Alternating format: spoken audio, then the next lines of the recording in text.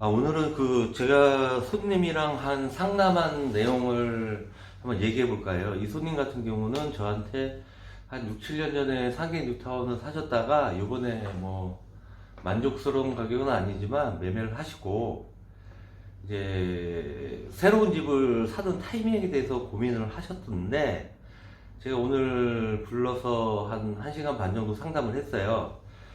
제가 지금 제 컴퓨터 모니터 화면에 도표 한 3개 정도를 띄워놨는데, 이제 내 손님 같은 경우는 여기 2004년에서 2023년 서울주택 가격지수를 보면 아시겠지만, 지금 사실은 하락기는 맞아요. 하락기는 맞기 때문에 손님이 지금 당장 집을 사는 거에 대해서 좀 고민을 하셨고, 뭐 결론은 사기로 하셨어요. 다음 주에 집 매체를 보고 사기로 하셨는데, 그거에 대해 고민을 하셔가지고 한 내년까지 기다려보면 어떻겠냐 이런 식으로 얘기를 하셨거든요. 근데 저는 지금 당장 사는 걸 권유드렸고, 뭐 1시간 반 상담하고 결론은 이제 신축 아파트 위주로 다시 사시기로 하셨어요. 그 손님이 고민하는 것처럼 요즘 유튜브 보면은 제가 한번 가려볼게요, 저를. 엄청 많은 데이터가 있어요, 유튜브에는. 뭐 다 집값 떨어진다, 집값 떨어진다, 다 집값 떨어진다. 그러니까 투자하시는 분들이 고민을 하죠. 하지만 여기 보면은 서울 연간 입주 물량 살펴보기 그래프를 보면 2024년도 신축 아파트 공급 예정이 11,000세대예요, 서울시에서. 물론 다 자료마다 약간씩은 차이점이 있어요. 왜냐면은 2024년은 예정 물량이니까 여기는 11,000세대로 돼 있지만 13,000세대, 14,000세대까지 잡는 데이터도 있는데, 그래봤자 어차피 만세대 선이거든요. 만세대 선. 2019년도, 2020년도 같은 경우는 뭐 거의 5만 세대씩 공급이 됐고, 서울시도 얘기하는 게 평균 5만에서 6만 세대가 적정한 신규 아파트 공급 물량으로 보고 있는데, 지금 이런 재개발 시장, 재건축 시장에서는 추가로 당분간은 대량의 아파트가 공급이 될 수가 없어요. 물론 2025년 입주 예정 물량 같은 경우는 좀 특이하게 둔청 주공 아파트 만여 세대가 포함이 돼 있어가지고, 뭐 마지막 물량이죠, 대량 물량. 뭐 이문 쪽에 한 3, 4천 세대 포함해서 한 2만 5천 세대, 3만 세대가 반짝 공급이 되고는요. 그 이후에는 뭐 3, 4만 세대로 당분간은 신축 아파트가 공급이 힘들어요, 서울시는. 제가 있는 상계 뉴타운 같은 경우도 지금 공사비 인상권 때문에 예전에 피값이 4억 5천, 5억까지 올라갔던 게 지금 피값이 8천, 9천에도 거래가 쉽지 않거든요. 이런 상황에 어떤 뉴스를 보면 또 여기 한 개 올려드릴게요. 앞으로 30%가 더 떨어진다고 해요. 현재 21년도 기준으로 노원구 같은 기준 한 20% 이상 떨어졌거든요. 현재 시세가. 앞으로 30%가 더 떨어진다고 하니까 이 심리가 작용을 하는 거예요. 심리가. 그럼 반값이에요, 반값. 그렇게 되면은 10년 정도 전에 보합기 2011년, 2012년도 당시의 가격으로 떨어지는 거거든요. 그러면 물가 상승률이 있는데 10년 동안 같은 가격이었다면 물가 상승률이 있거든요. 그렇지만 지금 여기 지금 서울시 연도별 평당 공사비 추이를 보면 450만 원에서 470, 80대 아파트 건축비가 지금은 800만 원으로 올랐으면 건축비가 2배로 올랐어요. 건축비는 2배로 올랐는데 어떻게 집값은 2010년도 집값으로 떨어지나요? 그러면 우리나라가 망하는 거지. 현실적으로 그거는 제가 보기에는 어떤 시류에 따라 가지고 자극적인 방송을 하는 것 같아요. 현실적으로 일어날 수 없는 일이에요. 공사비가 이렇게 올랐는데.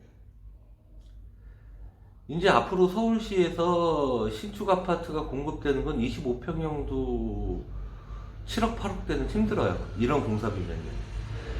보통 손님들이 뭐 25평 곱하기 뭐 800만 원이면 25 곱하기 800 하면은 2억 정도 나오거든요. 공사비가 2억이란 게 아니라요. 여기 나온 그 평당 공사비는요.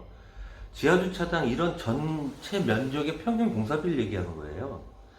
집만 짓진 않잖아요. 조경도 해야 되고 지하주차장도 짓고 그 다음에 요즘은 뭐 커뮤니티 센터도 짓고 이런 전체 평균 공사비예요. 실질적으로 지금 건축 원가는 25평 건축 원가는 4억, 5억, 6억대까지도 올라가고 있어요. 그런데 뭐 상계동 같은 경우는 지금 뭐 지어진 지 3, 4년 차가 아직 7억대 신축 아파트가 있거든요. 그래서 저는 손님한테 그걸 권해드렸어요. 물론 당장 뭐 몇 달 내에 급하게 올라가진 않지만 공급이 적고 예전 가격 대비해서 아직 상승이 덜 됐고 제가 권해드린 단지 같은 경우는 2021년도에는 10억 3천에서 10억 5천까지 거래됐던 단지가 지금 아직도 7억 5천대 물건이 있거든요. 신축이.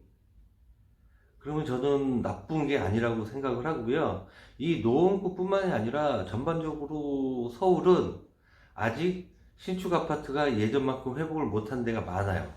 그래서 뭐 구축은 모르겠는데 뭐 서울 기준으로 신축이라면 지금 투자하는 건 나쁘지 않다고 봅니다. 제가 생각하기에 뭐 당장 내년 뭐 급하게 올라갈지 안 올라갈지는 저도 모르죠. 일개 중개업자가.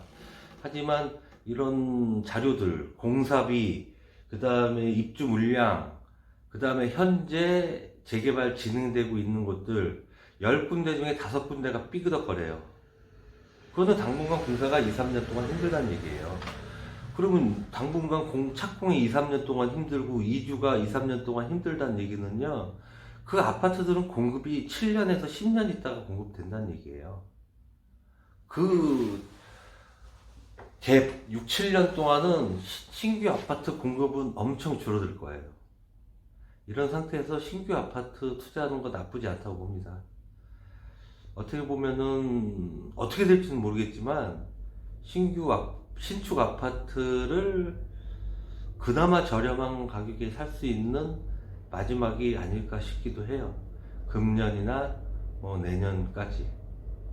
저는 그 손님이랑 협의한 게 그 손님도 어느 정도 수긍을 하셨고 그 손님이랑 얘기한 게 뭐 빠른 시일 내에 한 일주일에서 열흘 내에 신축 아파트를 매수하시는 걸로 결정을 저랑 받고 그 내용을 오늘 유튜브에 한번 올리고 있습니다.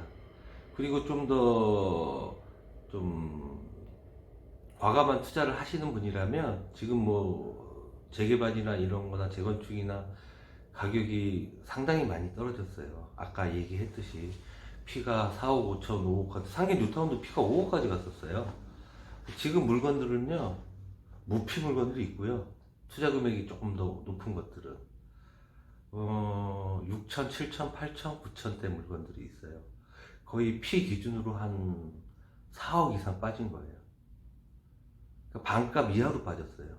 그러니까 그렇게 적극적으로 투자하시는 방법도 있긴 한데 재개발은 이제 기존에 생각했던 것보다 한 2년 정도 늦어진다 생각하시면 될 것 같아요. 그걸 감안하시고 뭐 저렴한 피에 투자하시던가 좀 안정적으로 가신다면 오늘 저랑 상담했던 사모님처럼 그냥 속 편하게 신축 아파트 새끼고 그분 같은 경우는 한 3억에서 3억 5천 정도 투자를 하실 생각이고 뭐 상계 뉴타운이나 뭐 제가 하는 재개발 같은 경우는 2억에도 투자를 할 수 있어요. 여러 가지 투자 방법이 있으니까 뭐 거기에 맞춰서 투자를 하시던가 뭐 1년 정도 더 보류하시는 것도 뭐 나쁘진 않다고 생각하는데 신축 같은 경우는 조금 바삐 움직이셔야 될 것 같아요. 제가 보기엔 신축은 이제 저렴한 물건들은 아마 금년 상반기 중으로 어느 정도 정리가 될 것 같아요. 그래서 오늘 글 한번 그 블로그가 아니지 유튜브 한번 올렸고요. 요즘은 뭐 재개발이 참 저도 블로그도 운영을 하고 하는데 쉽지는 않습니다. 근데 이럴 때 투자하시는 분들이 또 성공을 하세요. 오늘은 여기까지 하겠습니다.